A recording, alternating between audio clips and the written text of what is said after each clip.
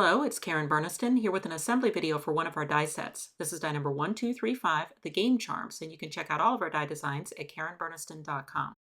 There are 16 dies in the set. It's pretty straightforward. The majority of them, you just cut them out of whatever color that you want. So you can use any die cutting machine that can accommodate a wafer-thin die, and today I'm using my Spellbinders Platinum 6.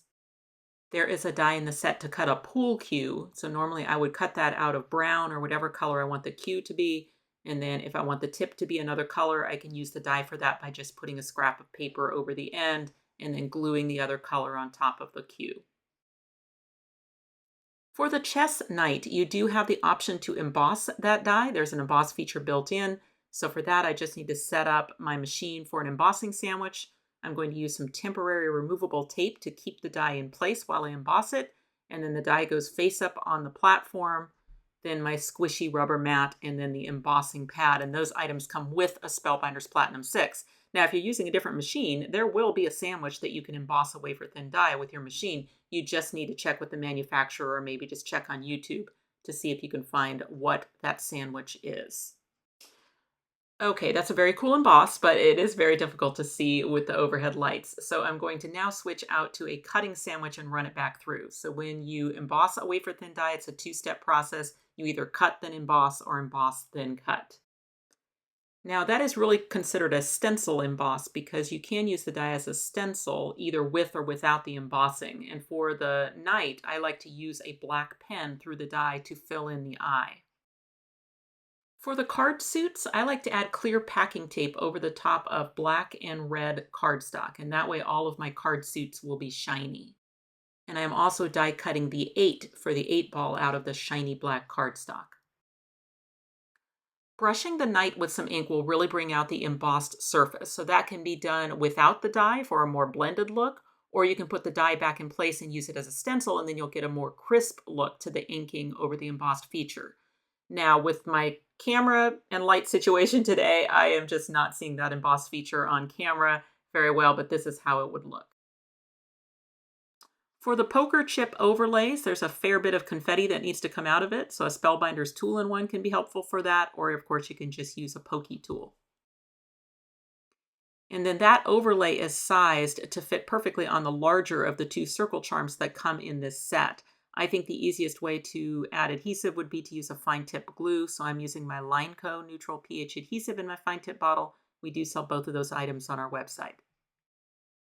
And of course, you can just cut those overlays out of whatever colors you want to make different poker chips. If you don't plan to dangle them off of an item as a charm, you could just chop off the charm hole and then they become standalone poker chips. Another tool that can be helpful is a QuickStik or some kind of jewelry picker tool. So I'm using that to add the suits to the playing card charm. So in that case, just the big one in the middle and then the small ones in the upper left and lower right corners. These are pieces that can also be used independently. You can certainly use all of those little suit pieces for different things. And if you need a rectangle charm or just even a rounded rectangle, because you can take the charm hole off. The dice are layered charms, so you have two dies that cut the overlays, and on those ones there's a cut line to indicate the side of the dice, and if you want to highlight that a little bit, you should be able to just bend the piece to isolate the line that you're trying to ink, and then add a little ink on the lines. Now that's completely optional, of course they look great with or without ink, and then for finishing out that charm, I just add my adhesive around all of the holes, and then there is a die in the set that will cut the backer for the dice, and that's just a little bit smaller so you don't have to be so precise. And then I just repeat that process for the other one.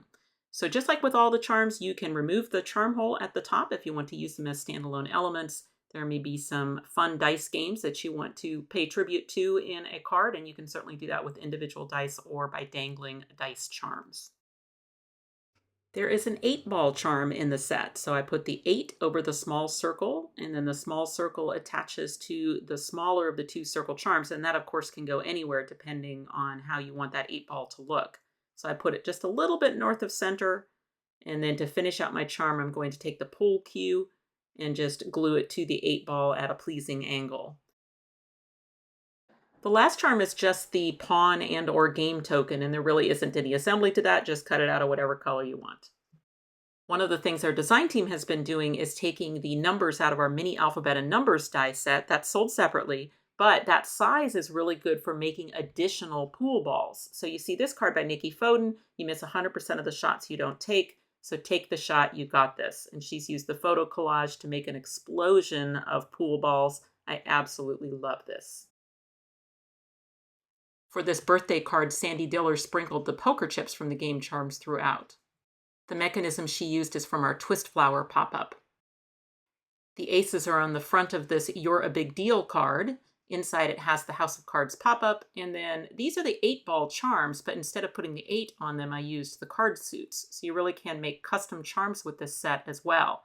You also can use all of those suits individually, so you can see them there as a little embellishment. The game charms do complement that House of Cards die really nicely. You can see on this card by Sandy Diller all of the poker chips used on the interior. It says, "Congratulations on your promotion, you're a big deal." This is the card from the packaging of the House of Cards die set. You can see those little small suits used on the interior and the ace cards on the front. Here's a smaller congratulatory card by Lois Bach where she does have a House of Cards inside. You're a big deal with those poker chips from the game charms. And I love to end assembly videos with some inspiration from our talented design team. This is such a fun chess-themed card by Frances Byrne. This uses the little labels pop-up, and she's repurposed a picnic blanket die as a chessboard. Jen Webster has made a billiards theme Happy Father's Day card. This is the front of the card using the game charms, and then inside she's used the little labels pop-up and more of those game charms, and again using that mini alphabet for those other numbers. Here's a congratulations card by Lois. She has the poker chips on the front, and then inside the little twist panel decorated with the dice, and I like the greeting, "You're on a roll." Sue Small Kreider with a Happy Father's Day, You're a Big Deal gatefold card that has a Yahtzee theme on the inside, so great use of the dice on this.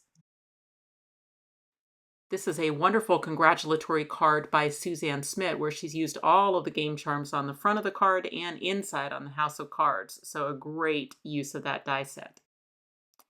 And then ending with another card by Suzanne, this time with Card Suit Cupcakes.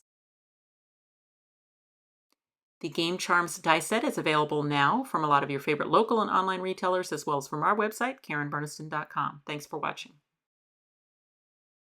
If you click on the website link, you'll go to KarenBurniston.com where you can purchase these dies as well as find links to our other social media accounts. You can subscribe to this YouTube channel and check out some of my other videos. Thanks so much for watching, and I'll see you next time.